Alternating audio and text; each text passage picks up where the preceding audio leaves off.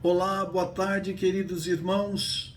Olha aqui nós no final do dia, trazendo a palavra de Deus para os nossos corações.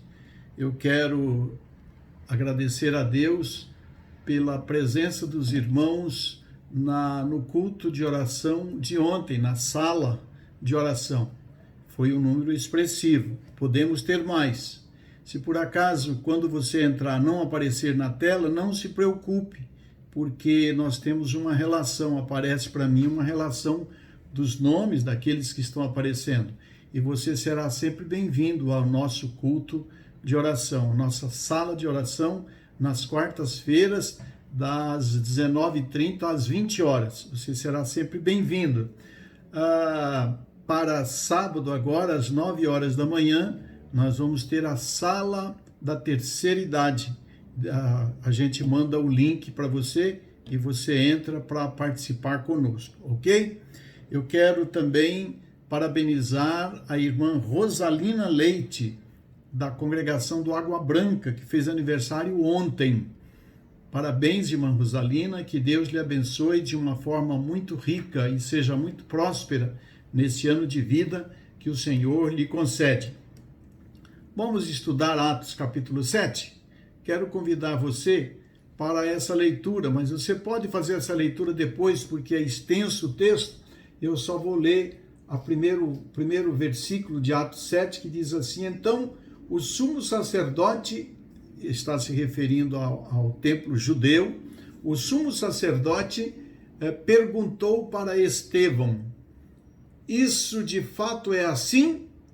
E então respondeu Estevão: irmãos e pais, escutem.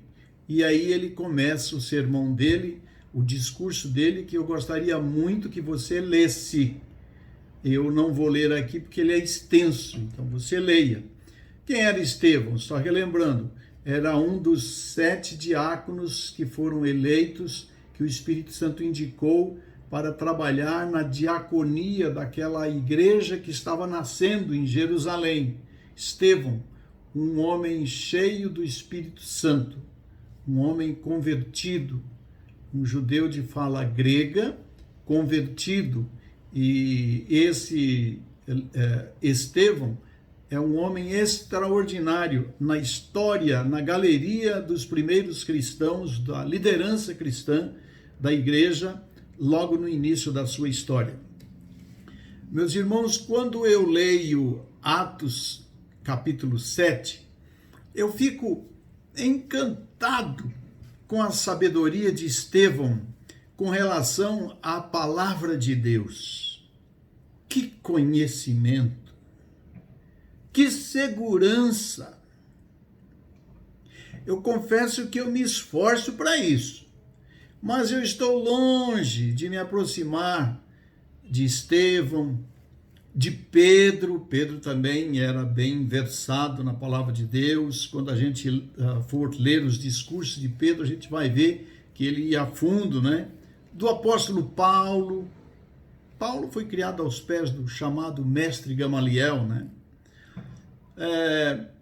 Eu estou longe de me aproximar dessas figuras, estou longe de me aproximar do saudoso pastor doutor Russell Shedd, um homem que sabia a Bíblia de trás para frente, da frente para trás, sabia no hebraico, no grego, além de ser poliglota. Estou longe de um Billy Graham ou Billy Graham e outros cobras na compreensão e interpretação da Bíblia.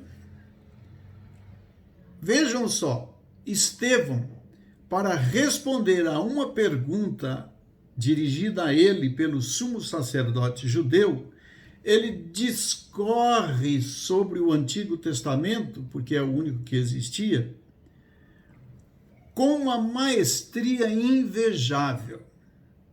Começa com Abraão e vai até a crucificação de Jesus, que era coisa acontecida naqueles dias, sem se esquecer de mencionar os profetas e o salmista que fizeram referências a Jesus Cristo, isto é, a sua vinda, sua morte, ressurreição. É lindo, muito lindo o discurso de Estevão.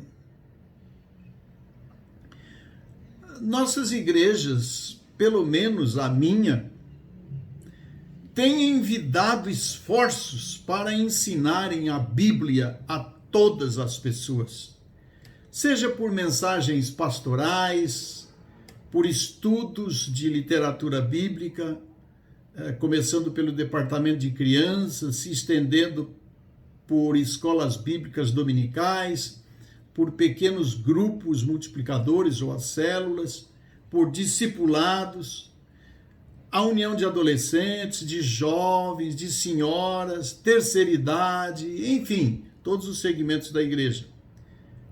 Porém, mesmo assim, nós podemos perceber um generalizado, vou chamar, analfabetismo bíblico, muita pobreza do conhecimento bíblico, fruto de um também generalizado desinteresse pelo aprendizado.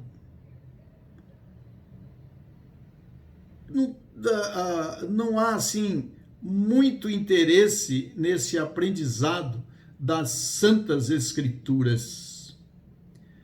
Poucos se apropriam de verdades que nos alertam a respeito do valor de conhecermos a palavra de Deus, tais como alguns versos que eu passo para você.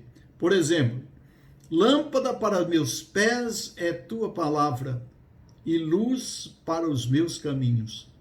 Como a gente precisa de luz para os nossos caminhos, não é mesmo?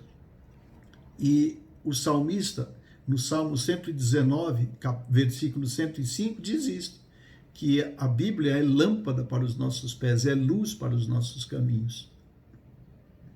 Olha outro texto interessante. Quando o salmista, também, Salmo 119, agora verso 11, diz assim: escondi a tua palavra no meu coração para eu não pecar contra ti. Sabe o que quer dizer isso? Todas as vezes que nós somos levados a pecar, quando nós conhecemos a palavra de Deus, ela vem como um antídoto. Você tem ouvido falar num tal de anticorpo? Nós, nesse período da pandemia do coronavírus, a gente costuma fazer alguns exames para saber se nós temos anticorpos para combater a Covid-19.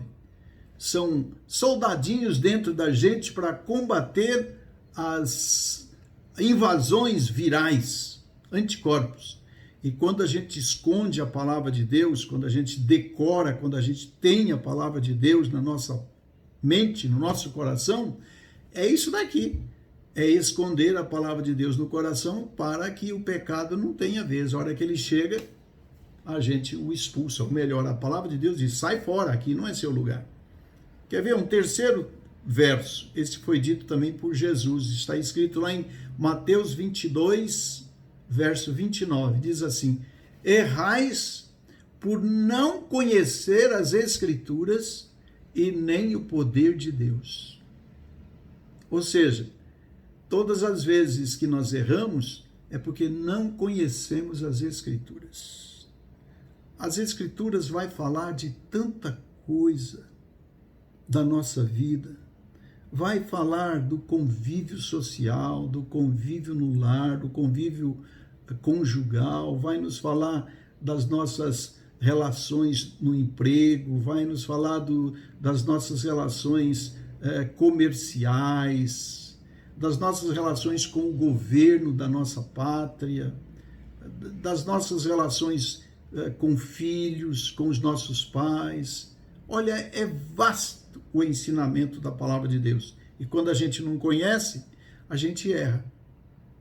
Errais por não conhecer as Escrituras, nem o poder de Deus. Um quarto versículo que nos marca bastante, ele diz assim, esse vem do apóstolo Paulo: procura apresentar-te a Deus aprovado, como obreiro que não tem do que se envergonhar. E agora vem: e que maneja bem a palavra da verdade. 2 Timóteo capítulo 2, verso 15. Esse manejar bem, lá no grego, significa como uma tesoura que corta reto, não fica com zigue-zague, ela vai direto ao ponto. Então nós precisamos apresentar a Deus dessa forma. E como obreiro que não tem do que se envergonhar, nós manejamos bem a palavra da verdade e para isso precisamos conhecer. Agora veja outro texto, o quinto texto que eu quero lhe apresentar.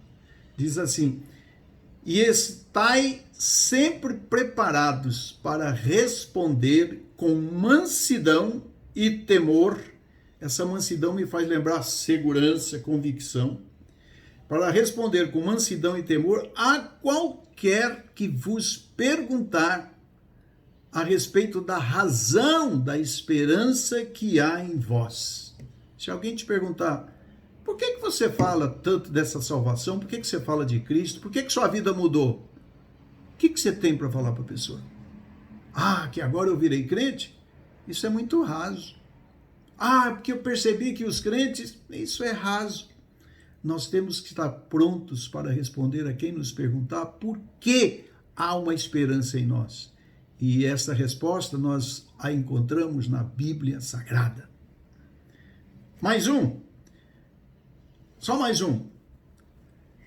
Em Hebreus 4, 12 diz assim: porque a palavra de Deus é viva e eficaz, e é mais penetrante de que qualquer espada de dois gumes. Gume é corte. Dois cortes, um aqui e outro aqui. Ela entra cortando por aqui e cortando por aqui. A palavra de Deus é viva e eficaz e mais penetrante do que qualquer espada de dois gumes, que penetra até a divisão da alma e do espírito, das juntas e medulas, e ela é apta, é boa, é positiva, para discernir os pensamentos e as intenções do coração. Hebreus 4, 12. Eu quero apresentar mais três. Então, rapidinho. João 5,39 diz assim: examinais as Escrituras, porque julgais ter nelas a vida eterna, e são elas que de mim testificam. Foi Jesus que falou. Está registrado no Evangelho de João, capítulo 5, verso 39. Quer conhecer sobre Jesus? Examine as Escrituras. Mais um. Bem-aventurado aquele que lê as palavras desta profecia, que ouvem sua mensagem e obedecem o que ela diz, porque o fim está próximo. Está escrito em Apocalipse 1, 3. Quando alguém lhe pergunta sobre essas coisas que andam acontecendo nos últimos dias, o que você tem a responder para as pessoas com relação à palavra de Deus? Olha aí. Bem-aventurado aquele que lê as palavras dessa profecia, que ouvem sua mensagem e obedece o que ela diz, porque o fim está próximo. Mais um. Usem a salvação como capacete para proteger a nossa cabeça que é vida. Salvação é vida.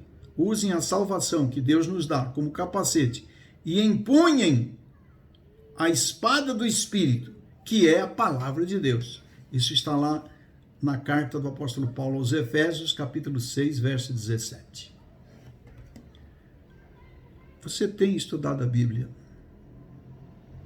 Tem meditado, pelo menos, na Bíblia? Qual é o valor da Bíblia em sua vida? Será que seria parecido com o de Estevão? Preocupa-me esse nosso analfabetismo funcional sobre a Bíblia.